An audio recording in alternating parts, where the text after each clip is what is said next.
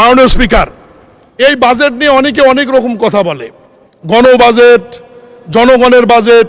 আমি বলবো এটা হচ্ছে মানুষের জীবনের জন্য একটি বাজেট। যে এই বাজেটে অর্থমন্ত্রী মানুষের নিত্য প্রয়োজনে এমন কিছু দ্রব্যমূল্যের দাম এমন জায়গায় নিয়ে এসছে যে বাজেট ঘোষণার পরের দিনে কোনো দ্রব্যমূল্যের দাম বাড়েনি।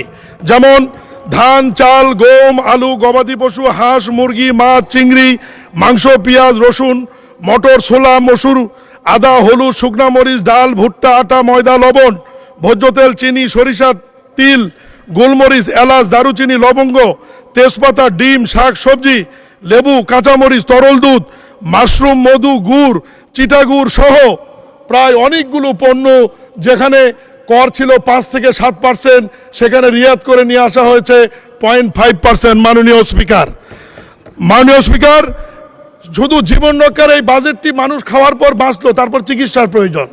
স্বাস্থ্য খাতে আপনি খেয়াল করবেন, হার্টের রিং থেকে শুরু করে, ডায়ালিসিস থেকে শুরু করে, ঔষধ শিল্প উৎপাদনের কাঁচামাল, 17টি কাঁচামালের উপর শুল্ক রিয়াত করে মানুষের ওষুধের মূল্য কমিয়ে দিয়ে মানুষের চিকিৎসার সুব্যবস্থা করা হয়েছে। মাননীয় স্পিকার, এই বাজেটে ব্যাপক কর্মসংস্থানের তৈরি করা হয়েছে।